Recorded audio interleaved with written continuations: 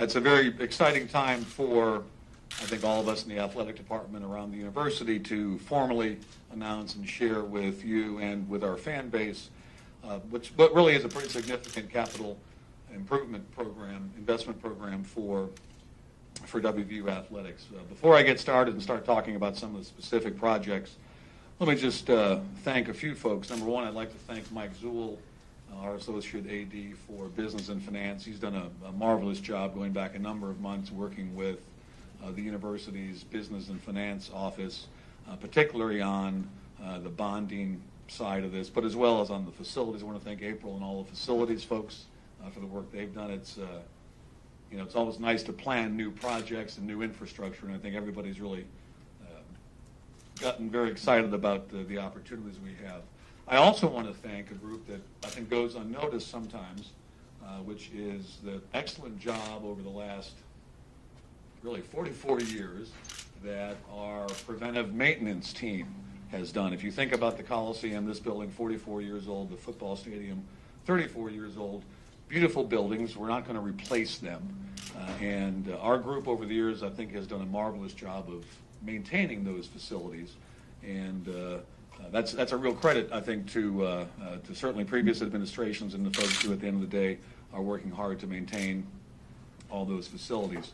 So I also want to emphasize one thing and make a very strong point, which is that we still require approval from the Higher Education Policy Coordinating Board. I think is that the proper title? Commission, Higher Education Policy Commission, HEPC, what we call HEPC. So the process has been, Mike Zuhl started this process with the university's Business and Finance office. That then moved on to the University Planning Committee, which is the entity here at WVU that approves projects over $25,000. It then went on to two committees of the Board of Governors, the Finance Committee chaired by Bill Nutting and the Facilities Committee chaired by Diane Lewis. And then it went to the full Board of Governors this past Friday. We received approval there. But before this can go into effect, we do need approval of HEPC. HEPC meets at the end of this month, and we look forward to sharing our plans with the folks from HEPC. So let me, if I could, divide up my comments into a couple of different tranches. First of all, is the bond and the financing. So we will receive approximately $75 million from a bond that the university is issuing.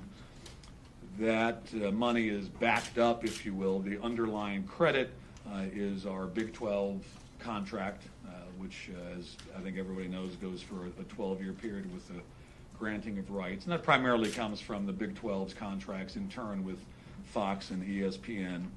That's a primary cause of our ability to go out and be able to bond like this. In addition, to a lesser degree, the guaranteed revenue from a multimedia contract with IMG. So that's $75 million.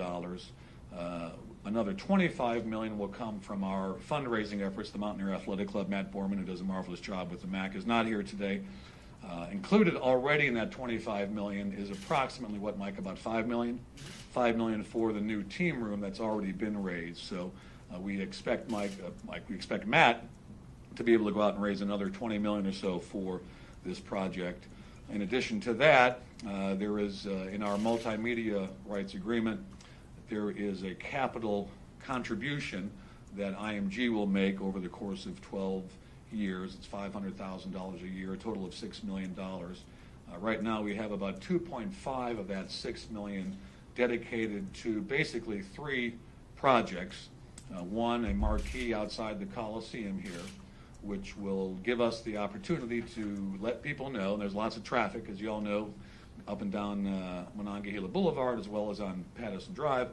It'll give folks a chance who are driving to know what's going on inside this building, what's going on inside the CAC. I've always thought it's kind of a shame that the folks at the CAC have to put up a sign with two stakes in the ground to let people know that the Glass Menagerie is taking place there, or any of the concerts or shows they put on. So we'll have a marquee that will be out here along the Coliseum that will be able to advertise and promote events in the Coliseum and over at the Creative Arts Center, as well as potentially some other university events.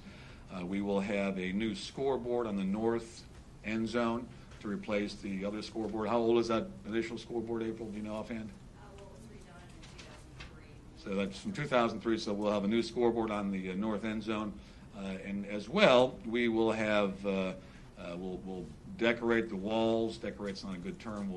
We'll dress up the walls of the stadium and have LED boards in each of the four corners of Mountaineer Field. So those projects are on their own path in terms of approvals, and we're looking forward to those being in place for the upcoming academic year. It's a little bit tight schedule-wise, but we think we can get it done for the upcoming academic year. So those are the three financial sources: a $75 million bond, a $25 million fundraising effort by the Mountaineer Athletic Club, and then the $6 million in contribution from IMG per their contract with us. And again, of that $6 million, we've allocated right now about 2.5, so there's another 3.5 that would be available down the road. In terms of what we plan to do with the bond money, we are certain, and you've seen some of the drawings here, we're certain that we will invest a significant portion, over 50%, in the football stadium. And we will do considerable work on the concourses and on the entrances to Mountaineer Field. The stadium's held up well. As I had mentioned, our folks over the years, I think, have done a marvelous job of preventive maintenance, but I think there needs to be some upgrades, not necessarily for the players. This is really all for fans and fan enjoyment at Mountaineer Field. We'll do a lot of work on concessions. We'll do a lot of work on restrooms. As you can see, some of the entrances will be dressed up and made a little bit more accessible. We have a significant problem, as many of you may know, with pyrite over on the west concourse. Pyrite is, I'm not a geologist, so I'm out of my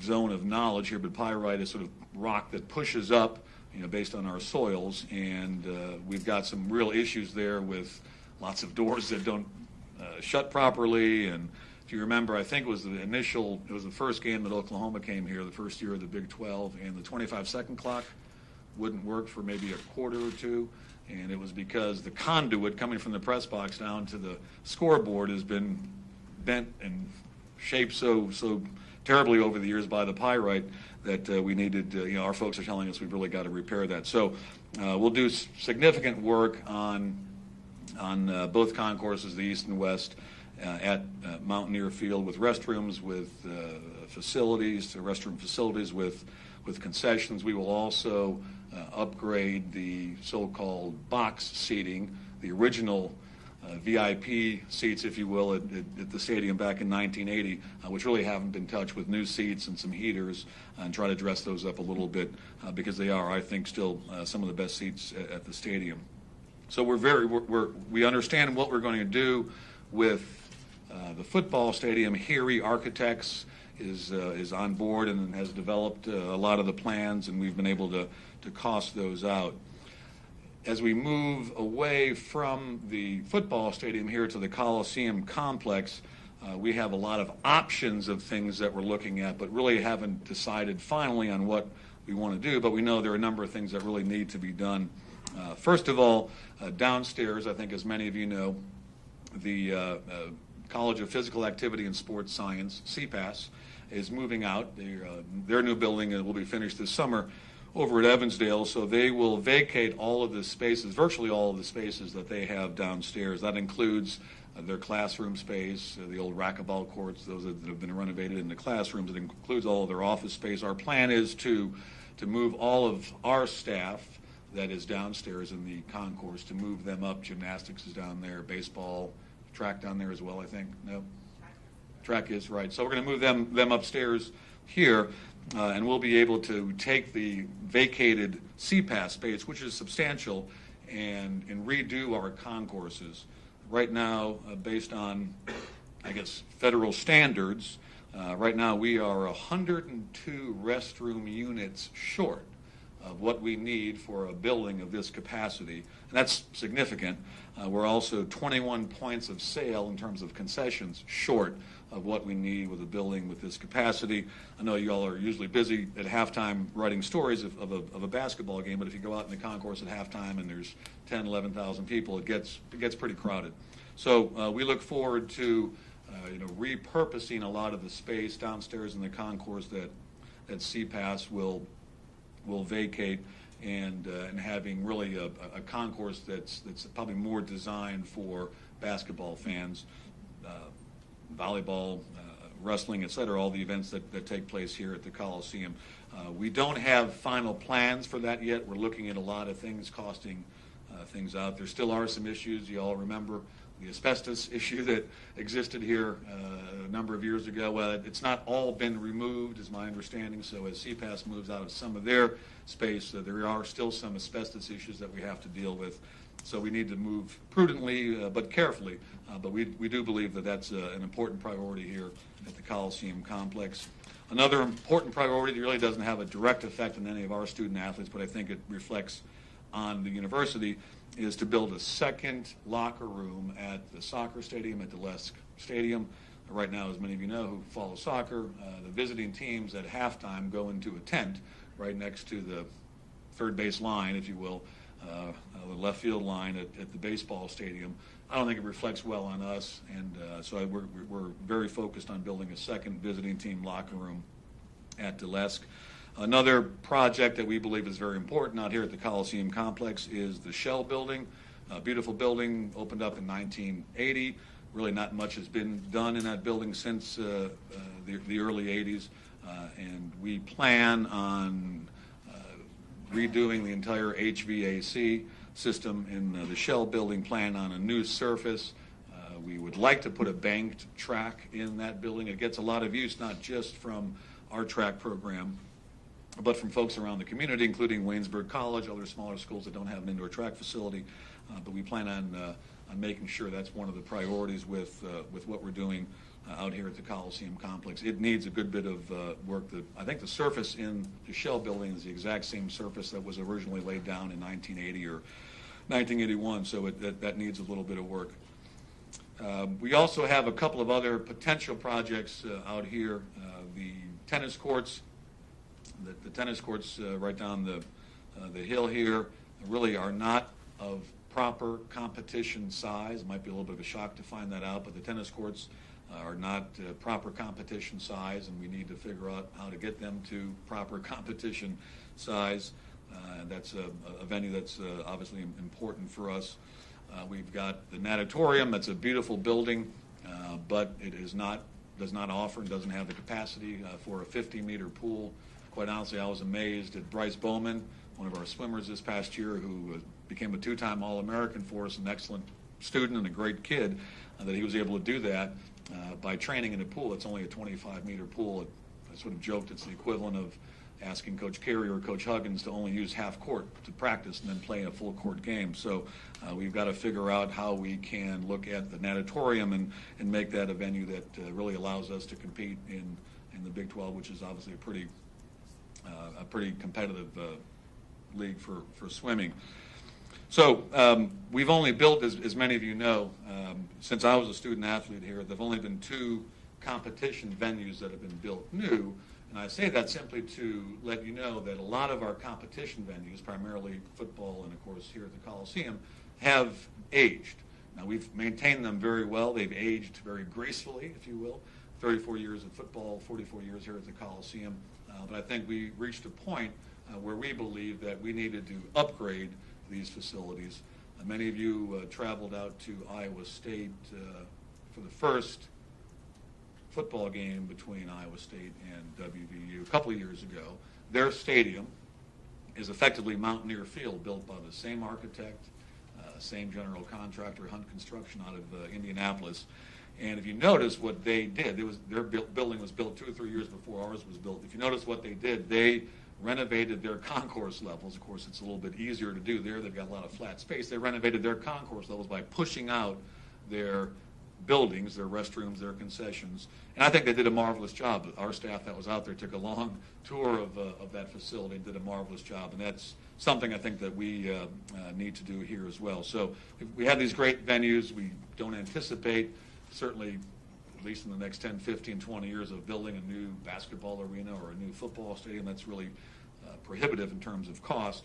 And I think that this infusion of close to $106 million, even maybe a little bit more than 106, depending on how well the Mountaineer Athletic Club can raise private funds, we think it's a very timely injection of money to update and renovate and rejuvenate the facilities that we have. And I would stress two things as I close. I'm happy to take questions. I would stress two things as I close. One is that this doesn't include at all the around about $20 million for the new baseball park that's being built within eyeshot here up at University Town Center. That project is moving well, and we anticipate a February of 2015 opening of the new baseball park.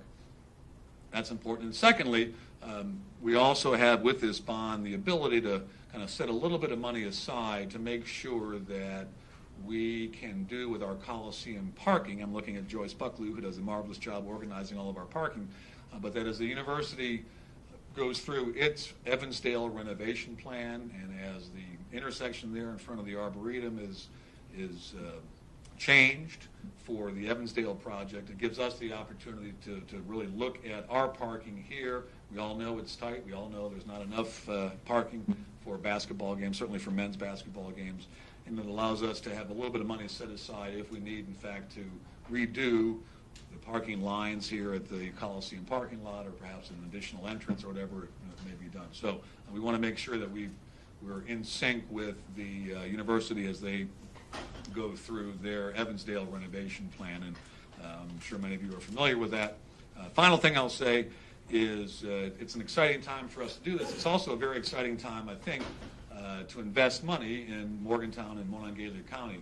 You all are aware the university's got all sorts of projects going on. I think I read recently of the 5 public-private partnerships that WVU has in terms of facilities for students. This is another $100 and some million that'll be invested. Really, if you include the baseball park, $125 million being invested in bricks and mortar in Monongalia County, which I think is just good for the local community. We've got great growth going on here. The recent demographics report highlights that statewide. A lot of counties are struggling, but Mon County is booming, really, along with the counties over in the Eastern Panhandle. That's an exciting time to be able to say that we're injecting $125 million of capital improvements in the local community. So with that, I think I will close and take any questions that folks may have. Oliver, is it your intent to use every or almost every dime of that $75 million from the bond, or to have any rainy day fund or anything like that aside from parking lot issues? We haven't really talked about a rainy day fund, but I do think we'll need to set a little bit aside to make sure that we cover the things we need to cover. It's always a challenge, in a market like this that is growing and there is considerable infrastructure investment, considerable capital investment. Sometimes your prices might be a little bit higher because your contractors are busy. They're working on this project or working on that project, working on the new Ruby Tower going up. So we need to make sure that we're smart with the allocations that we make. We don't anticipate setting aside a rainy day fund, but we certainly will set aside some additional dollars, primarily, I think, for parking, as we discussed. Well, for timeline, obviously a couple of these projects are somewhat immediate, but the rest of them, what do you envision, 10 years? Well, I'll defer a little bit to Mike Zuhl on the timelines, but I know football-wise, we would like to be able to get in after this upcoming football season. We don't really know, to be honest, if we can do both concourses simultaneously. It depends a lot on contractor capacity.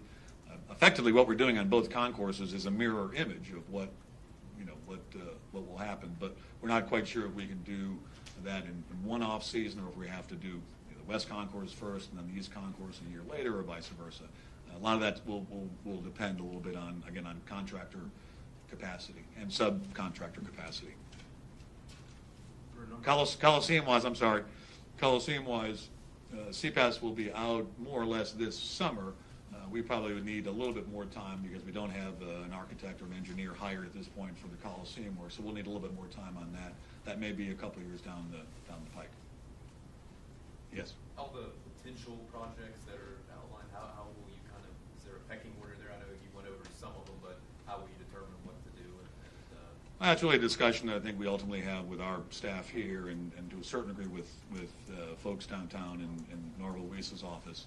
I think it's safe to say that the concourse downstairs is a priority. This is obviously a visited venue, more so than soccer or the Shell building. So we want to make sure we take advantage of CPAS moving out and this space opening up. So I think that's clearly a top priority.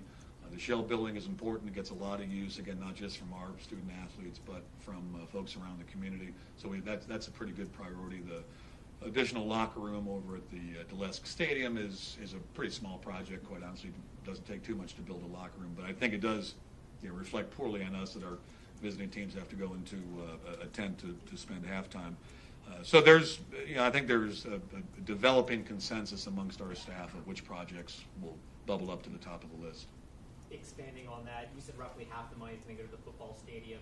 How many projects do you think then on that list could be actually completed? I think we'll certainly be able to do the Coliseum concourse downstairs here. Again, with one hesitation, there is some asbestos issues that will sort of reemerge as people move out and tile is removed from certain areas. I think we'll be able to get the concourse done. I do think the Shell building is an important one just because of the multi-use aspect of that. There's also an additional locker rooms and a weight room in the Shell that we're looking at doing. That building is used by a lot of folks from rowing, all the way down. So I feel comfortable we can get that in the project. The soccer locker room doesn't cost very much at all. That's probably one we can squeeze in. And then we'll have to sort of see. As I mentioned, we want to make sure we get the parking situation as organized as we possibly can here, so we're going to set aside some dollars for that. But I think it's safe to say concourse downstairs, Shell building, locker room over at soccer are all doable within the remaining dollars. Oliver, any thoughts or conversation on, in an effort possibly to open up parking here some, to maybe at your baseball stadium putting together a spring sports complex, including the track and the tennis courts over there, and opening that space up? At this point, not really. I mean, we've purchased, I think, something like 9 acres of property where the ballpark is going to be built. It's, I think, 7.2 acres of usable property. That's already is and will become an even better retail complex up there. There's lots of office space being planned up there. I'm not sure that University Town Center ownership wants to give us free land for track and field or other venues.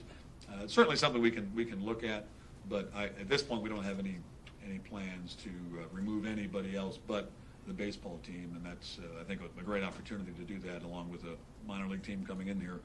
So that I think is something that really hasn't been on our radar screen. It takes a lot of land to put it, even the track and field in if you have the requisite parking and all that. Did you solve some of the parking issues with the Holly Field repurposing, or is that all set? We could. We could solve some issues. Like, what's the baseball field? An acre and a half, maybe 2 acres. You can get more or less 125 cars in on an acre. So that may add a couple hundred cars there if we decide that's the best and highest use of that property. We may decide just in the interim to use it for parking, and then have the ability to change that down the road. You can gravel it without too much of a cost. But we do want to make sure that parking, and it's not a very attractive topic to talk about for a lot of folks, but any sports venue without adequate parking really becomes a white elephant very quickly. We're seeing that a little bit at football, just as our medical complex grows, and it's great because that drives the health sciences center. Our medical complex really drives the economy here in Morgantown. But as they build the Rosenbaum Family Center and they build another 10-story tower, parking all of a sudden becomes at a real premium. So that's one of the reasons we want to set aside some money and just sort of wait and see how parking plays out. The university is adding, I think, 400 and some parking spots with their Evansdale renovation. We anticipate that most of those, if not all, will be available to basketball fans. But again, we have to sort of make sure that we have the adequate parking that we need here at the Coliseum. And the repurposing of Holly Field could be part of that. So to be clear, what the Hall Field will become long-term wise hasn't been determined? No, has not been determined. Has not been. We know we don't need it as a baseball stadium once the new building's open. So we have no plans to have a softball team. So we've taken that off the table. So it's space, and we really have to sit and think what's the best and highest use of that space. And I think in the interim, more than likely, it becomes parking. But that remains to be seen. We haven't made a final decision on that.